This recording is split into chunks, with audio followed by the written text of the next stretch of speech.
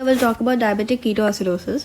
So for that, the criteria for this diabetic ketoacidosis can be remembered by this word itself. From the word diabetic, you have to remember hyperglycemic condition. So where the glucose levels are greater than 200 mg per dl. From the word keto, you have to remember ketosis, where the ketone levels are greater than 1.5 millimole per liter in blood and greater than 2 in urine. Right? Acidosis, you have to remember metabolic acidosis, where the pH falls below 7.3 and bicarbonate levels are falling below 15 milliequivalent per liter. Right? So this is the criteria. So diabetic means hyperglycemia greater than 200 mg per dl.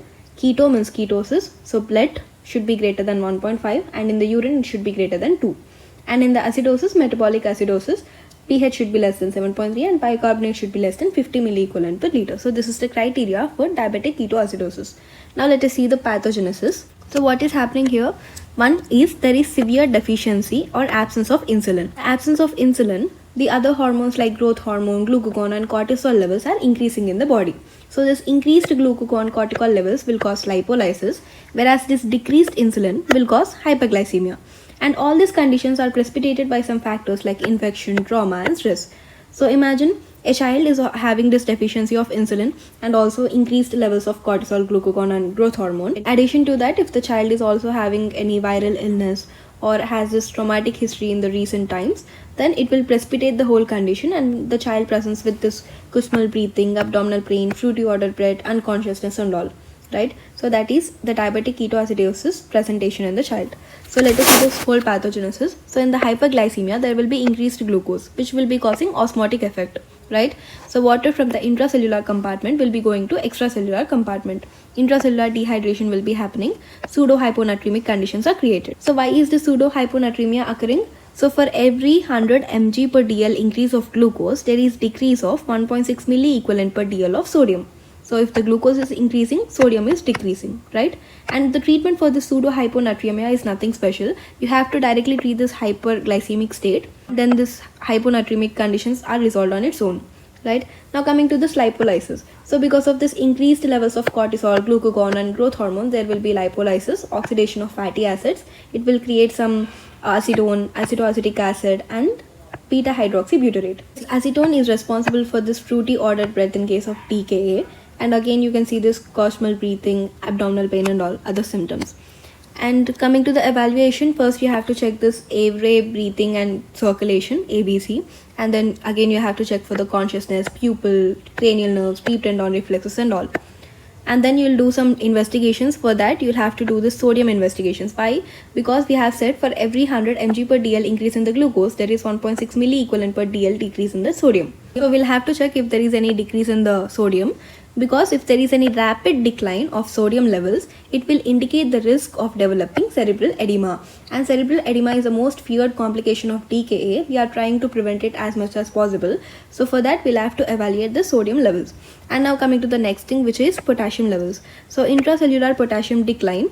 Again, if for the patient suffering from DKA, you'll give insulin as a treatment, right? Because they do not have insulin, you are providing them insulin. Insulin can sometimes induce hypokalemic conditions. So this is called as insulin-induced hypokalemia. So for that, you'll again have to monitor this potassium levels, whether they are decreasing or increasing for that. You can also do this ECG to screen for any hypo or hyperkalemic conditions. And phosphate. So there is deficit in phosphate levels also, and treatment is needed if the phosphate is decreasing less than 1 mg per dl. And infection screening can also be done. Transient leukocytosis can be seen, and the renal function test can be done, where you can see this high blood urea. So high blood urea indicates severity of this DKA, right? So these are the different investigations. So in the investigations, just remember this different sodium, potassium and phosphate. And ECG can be done to note any hypo or hyperkalemic conditions. Coming to the management. So before that, the principles of management are 4 things. First one is stabilization. First, we'll stabilize the patient. We'll maintain this airway, breath, circulation, oxygen, respiration of the patient. And then we'll provide fluid resuscitation. This is very important to note. We are not immediately providing them with the insulin. First, we are giving them normal saline, which is fluid resuscitation, right? Then only after 1 hour of administration of this fluid resuscitation, you'll go and give them insulin therapy.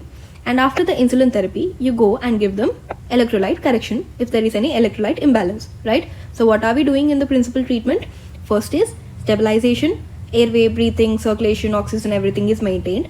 And then once the patient is stabilized, you will provide them normal saline according to the different stages of DKA. Ketoacidosis can be of 3 different types. One is mild, moderate and the severe. So according to different stage, you'll have to provide different fluid resuscitation.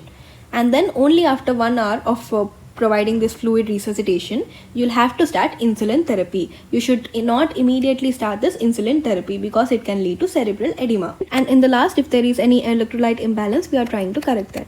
So let us see the management. So first we are stabilizing the patient. Airway, breathing, circulation, oxygen, respiratory support is maintained. Once the patient is stabilized, what will we do? We are gonna give them fluid resuscitation, right? So it is called as fluid therapy. This fluid therapy is again based on estimated dehydration because there are 3 different types of diabetic ketoacidosis. One is mild, moderate and severe. In case of mild, there is 5% loss of body weight because of the dehydration. In case of moderate, 7% loss of body weight. In case of severe DKA, there is 10% loss of body weight, right? So what are we trying to do in this fluid resuscitation? We are trying to replace what is the amount lost from the dehydration. But we are just trying to replace the amount lost from the dehydration. So we are trying to maintain this requirement and deficit evenly for 2 days.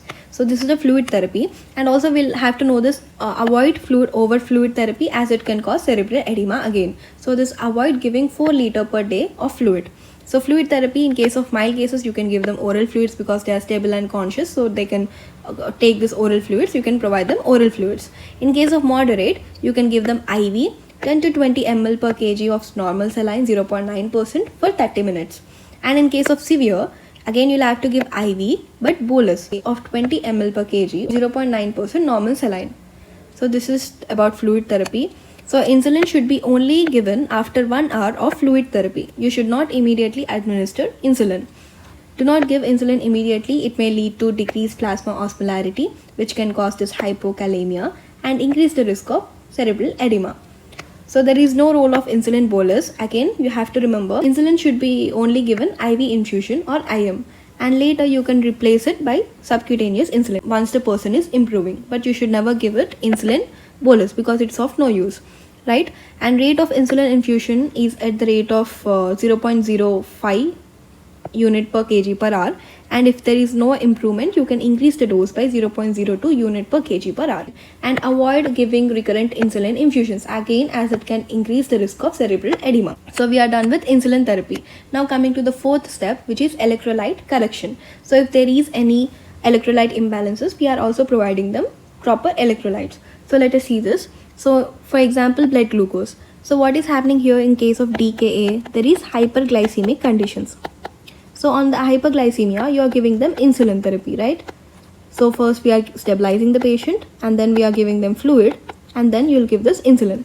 So what happens once you give insulin, which will lead to hypoglycemic conditions? So to prevent this hypoglycemia in the patient, you are adding 5% dextrose or glucose, and you'll give them to prevent this hypoglycemia, right? So that is what is done here. So if the blood glucose falls below 300 mg per dl, you'll add 5% dextrose to the IV fluids to prevent this hypoglycemia. With this hyponatremia, no special treatment is needed. First you'll correct this hyperglycemic conditions, then only automatically this hyponatremia is also getting corrected, right? And the third thing is hypokalemia. This insulin can also induce some conditions like as hypokalemia. So if the potassium levels are greater than 6 ml equivalent per liter, you do not have to provide them any potassium. But in case if the potassium levels are falling below 3.5 milli equivalent per liter, then first you'll have to give them potassium, then only you'll have to give them insulin. Remember, if the patient is coming to you with signs and symptoms of DKA, first you'll do this investigations, right?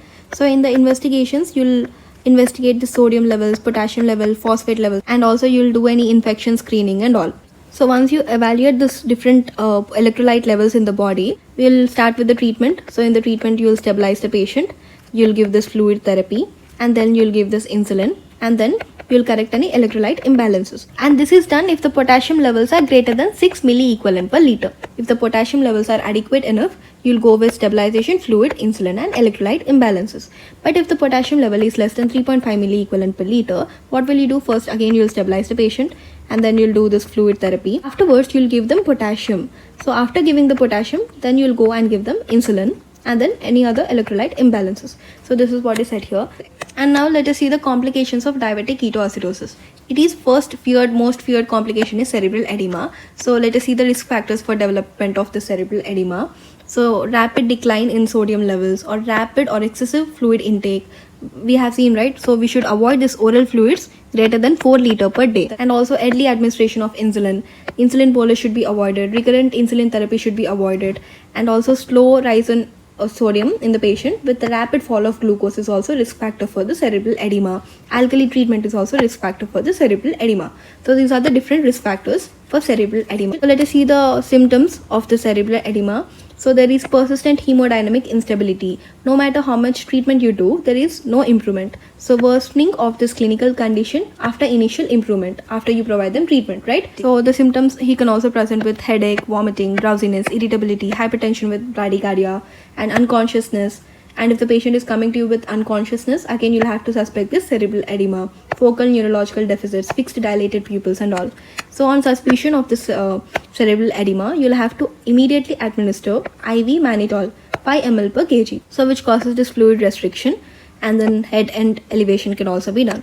And the other complication can be infections, so it can be bacterial infections or viral infections which can present with fever, leukocytosis, black nasal discharge. So this black nasal discharge indicates mucormycosis, right? So the patient can also get this mucormycosis as a complication. So this is about different complications, right? So this is about it. Bye.